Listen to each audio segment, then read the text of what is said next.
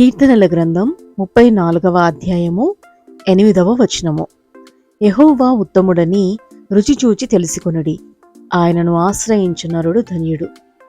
ఏదైనా తెలియని పదార్థం తినే ముందు మనం 1-4 సార్లు ఆలోచిస్తాము. అది ఎలా ఉంటుందో, చేదుగానా, కారంగానా, పుల్లగానా అని అనుమానంతో ఉంటాము. పక్కవాళ్ళు తిని బాగుంది అని అన్నా కూడా మనం రుచి చూసి అది మనకి నచ్చితే గాని ఇది బాగుంది అని మనం అనుకోము. అవునా కదా? పక్కన వాళ్ళు చాలా బాగుందని ఎన్ని చెప్పినా దాన్ని రుచి చూసిన తర్వాతే ఒక నిర్ణయానికి మనం వస్తాము. మరి ఒకసారి దాన్ని రుచి చూసిన తర్వాత మనకు నచ్చితే పదే పదే తింటాము, మనం ఇష్టపడితే గనక. పదార్థాలంటే రుచి చూసి తెలుసుకోవచ్చు.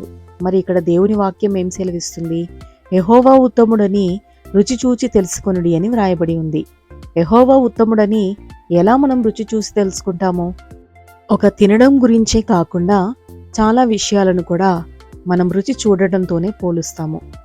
ఇతరుల గురించి చెప్పేటప్పుడు వారి అభిరుచులు వేరులే అని అనుకుంటాము.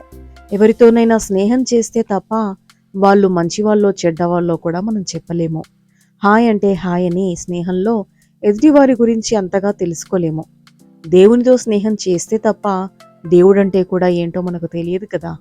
ఫలానా వ్యక్తి చాలా మంచివాడు, గొప్ప మనసున్న హృదయం ఉన్నవాడు, అతనితో పరిచయం అవ్వడం అంటే పూర్వజన్మ సుకృతమని మనతో ఎవరైనా చెప్పినప్పుడు ఆ వ్యక్తిని కలిసి అతనితో మాట్లాడి అతనితో కొంతకాలం ప్రయాణం చేస్తే తప్ప ఆ వ్యక్తి మంచివాడా చెడ్డవాడా, మన అభిరుచులకు తగ్గట్టుగా ఉన్నాడా లేదా అనేది మనం తెలుసుకోలేము.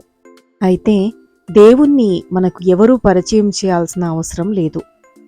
దేవుడు అనే ఒక భావన ప్రతి ఒక్కరిలో ఉంటుంది. కాకపోతే పరిచయం చేసుకుందాం, స్నేహం చేద్దామని మాత్రం చాలా కొద్ది మందికే అనిపిస్తుంది. ఈ లోకానుసారంగా జీవించే వాళ్ళకి ఆ ఊసే ఉండదు. దేవుడు కనబడడు కదా, మరి దేవునితో ఎలా స్నేహం చేస్తాము అనే ఒక సందేహంతో ఉంటారు.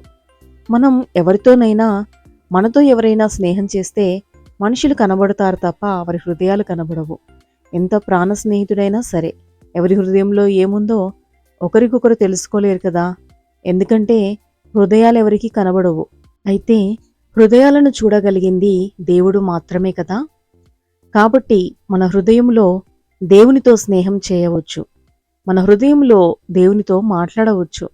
దేవుడు కూడా మన హృదయంలోని ఆలోచనల ద్వారా మనతో స్నేహం చేస్తాడు, మనతో మాట్లాడతాడు కూడా. హృదయము ద్వారా అబ్రహాము దేవునికి స్నేహితుడయ్యాడు. దావీదు నా హృదయానుసారుడు అని దేవుడే చెప్పాడు. హానోకు దేవునితో నడిచాడని మనం వాక్యంలో చదువుకున్నాం కదా. కొంతమందితో స్నేహం చేయడానికి మన హృదయం ఎంతో తహతహలాడుతూ ఉంటుంది. మరియు కొందరితో స్నేహాన్ని ఎన్నటికీ మనం మర్చిపోలేము, వదులుకోలేము కూడా. మనుషులతో స్నేహానికి అంత విలువ ఉంటే మరి దేవునితో స్నేహం ఇంకెంత మధురంగా ఉంటుందో కదా. అది రుచి చూస్తే తప్ప మనం తెలుసుకోలేము. ఒక్కసారి దేవునితో స్నేహం చేసి చూడండి, ఆయన ఎంత ఉత్తముడో, ఎంత ప్రేమగల దైవమో మీకే అర్థమవుతుంది. దేవునితో స్నేహం చేయడానికి మరి సిద్ధపడదామా? ప్రార్థన. ప్రభువా, ఈ లోకంలో మేము జీవించినంత కాలము ఉత్తముడవైన నీతో స్నేహం చేయడానికి మాకు కృపను అనుగ్రహించండి. యేసుక్రీస్తు నామములో అడుగుచున్నాము తండ్రి, ఆమేన్.